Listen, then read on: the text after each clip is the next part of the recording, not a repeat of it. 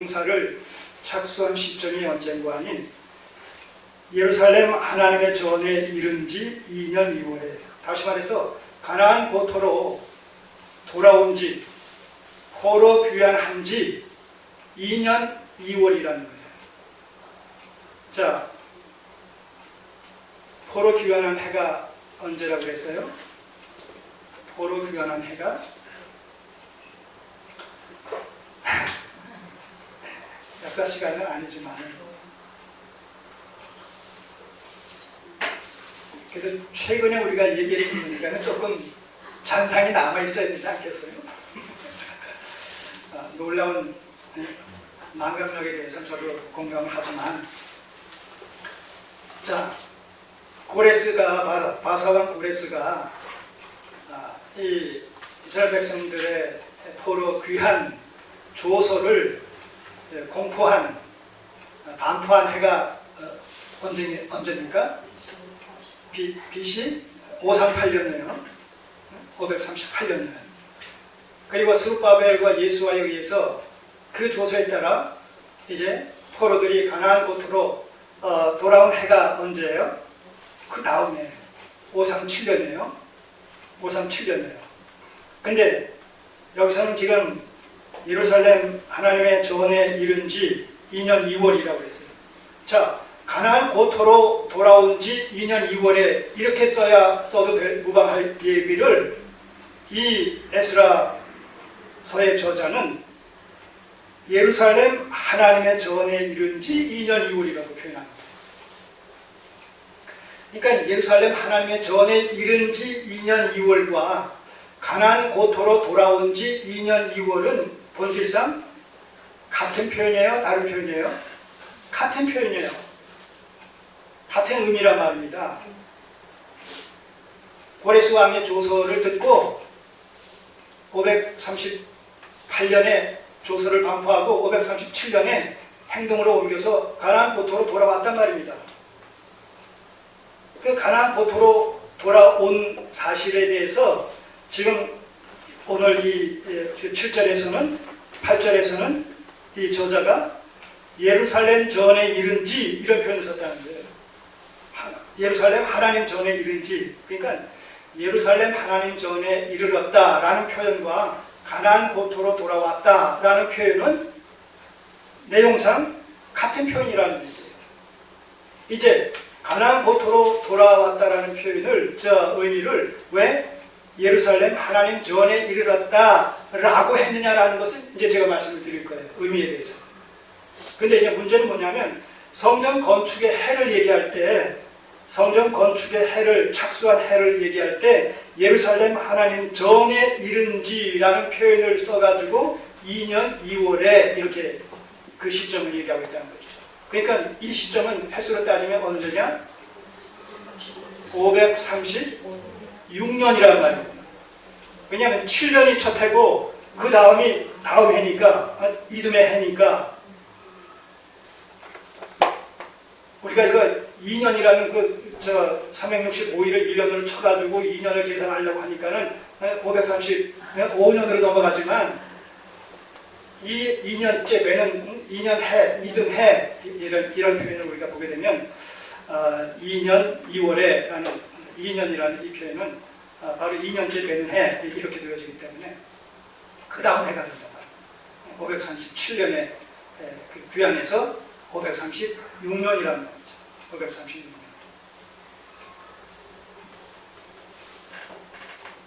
자, 그래서 성전 건축과 관련되어졌기 때문에 예루살렘 하나님의 전에 이른 지 2년 2월 곧 536년 2월에 성전 건축에 착수했다, 이렇게 됩니다.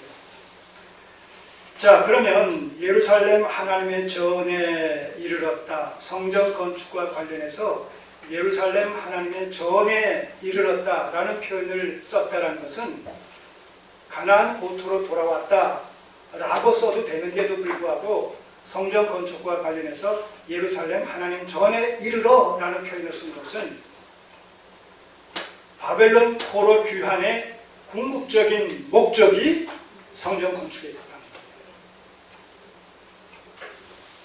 바벨론 최고로 귀한 사건의 궁극적인 목적이 성전 재건이 있었던 것이죠. 그만큼 이 성전의 개념은, 성전의 정체성은 이스라엘의 역사 속에서 바로 성전이 담고 있는 그 상징적인 의미로 인해서, 다시 말해서 하나님의 임재와 통치의 상징인 성전이라는 이런 개념 속에서 이스라엘 백성들로 하여금 출애굽 사건을 통해서 구원받은 이스라엘 백성들로 하여금 그 하나님을 예배하고 경배하고 찬송하는 구원론적인 예배드림의 통로요, 또한 현장이요, 또한 방편의 기능을 담당하고 있는 것이 성전이라는 것이죠. 그러니까 출애굽 사건을 통해서 구원받은 하나님의 백성들의 삶의 그 궁극적인 목적은 뭡니까? 구원의 은혜의 영광을 참여하는 거 아니겠어요? 오늘 신약시대의 하나님의 백성들이 예배를 드린다고 했을 때 예배의 궁극적인 목적이 뭡니까? 그리스도 안에서 베푸신 이 하나님의 구원의 은혜의 영광을 세상 무궁토록 찬양하고 경배드린다라는 이 목적과 이 의식을 가지고 우리가 예배에 참여하는 거 아니겠습니까? 똑같은 맥락 속에서 그것의 예표적인 성격을 띠고 있는 이스라엘 백성들의 구원 사건, 출애굽 사건, 출애굽 구원 사건을 통해서 하나님께서 베풀어 주신 하나님의 구원의 은혜에 대해서 감사함으로 말미암아 하나님께 예배드리는 하나의 통로로서, 수단으로서, 방편으로서, 현장으로서의 기능을 담당하고 있는 것이 뭐예요? 성전이라는 겁니다. 그러니까 성전은 이스라엘 백성들과 하나님과의 관계에서 뗄 수 없는 그런 어떤 예배적인 기능을 담당하는 현장으로서의 그런 역할을 담당하는 그것이 성전이라는 겁니다. 그러니까 성전 없는 이스라엘 백성들, 성전 없는 하나님과 이스라엘 백성들과의 관계에 있을 수 없다는 거예요. 이것은 신학적 관점에서 얘기하게 되면 성전의 실체 되신 예수 그리스도로 말미암지 않고서는 하나님께서 받으신 것까지 합당한 구원론적인 예배는 드려질 수 없다는 거예요.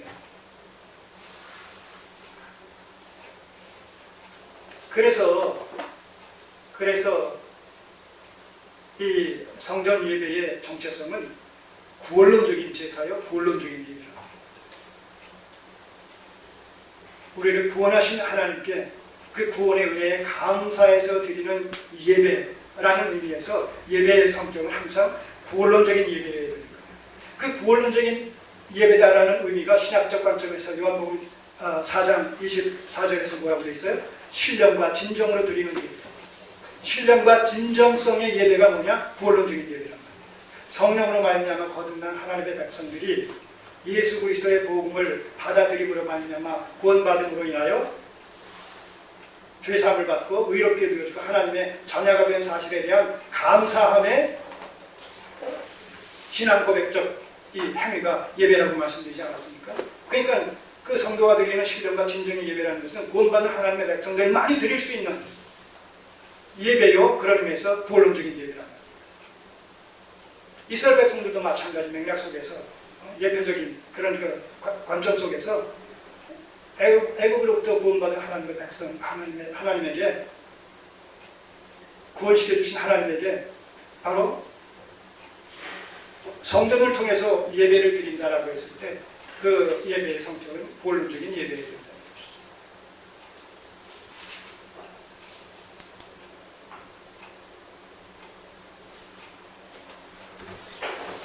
이 성전의 개념이 이렇게 중차되는 것이기 때문에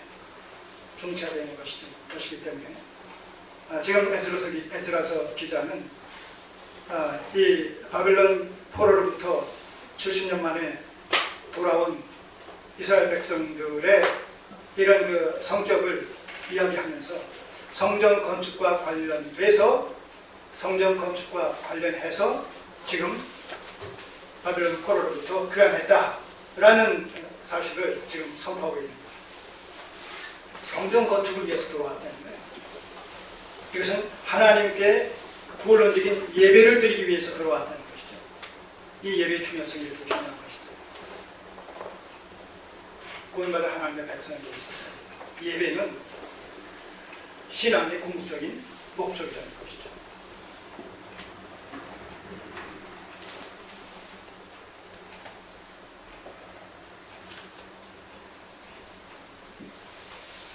자, 이스라엘의 역사 속에서 그런 의미에서 이 예배는 어떻게 발전됐습니까? 출애굽한 이스라엘 백성들을 하나님께서 모세를 통해서 이끌으실 때 어떤 목적을 가지고 이스라엘 백성들을 애굽의 바로로부터 내어달라고 요구를 합니까? 자, 여기 손을 넣으시고 출애굽기 3장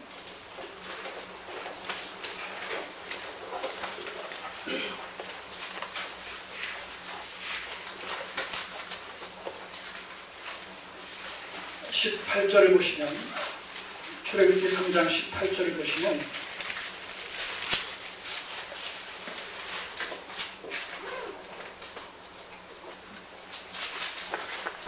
하나님께서 이렇게 모세에게 말씀하십니다. 그들이 네 말을 들으리니 너는 그들의 장로들과 함께 애굽 왕에게 이르기를 히브리 사람의 하나님 여호와께서 우리에게 임하셨은즉 우리가 우리 하나님 여호와께 희생을 드리려 하오니 사흘길쯤 광야로 가기를 허락하소서 하라. 자, 희생을 드린다는 얘기가 뭐예요? 예, 제사 드린다는 것이요, 신약적 개념으로는 예배 드리기 위해서요. 그래서 이스라엘 백성들은, 하나님의 백성들인 이스라엘 백성들은 동시에 예배 공동체예요. 하나님을 신앙하는 신앙 공동체와 구원 공동체이면서 동시에 예배 공동체다. 예배 공동체다. 신약의 교회도 마찬가지예요.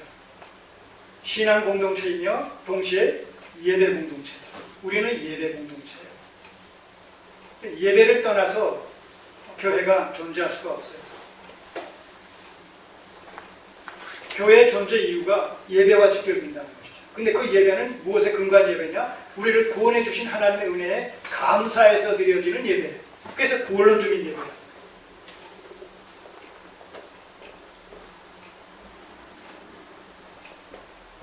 그래서 그 구원론적인 예배에 참여할 때 우리는 신령과 진정, 신령과 진리의 심정을 가지고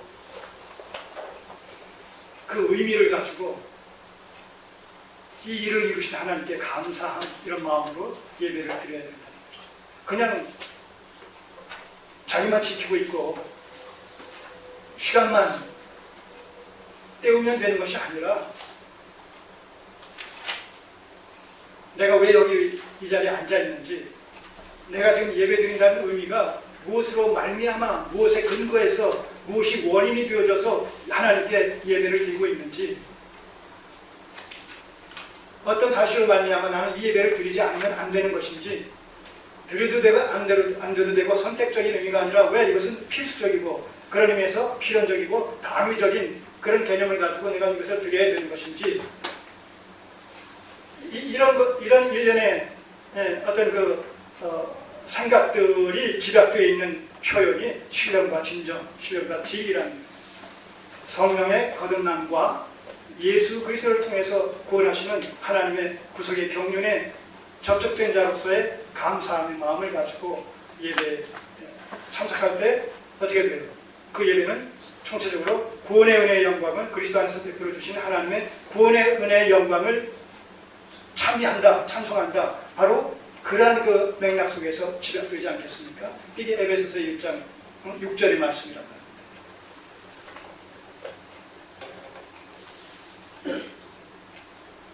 하나님의 구원의 은혜의 영광을 찬미하게 하려 합니다. 자, 이스라엘 백성들을 모세를 통해서 하나님께서 바로로부터 내어달라고 요구하실 때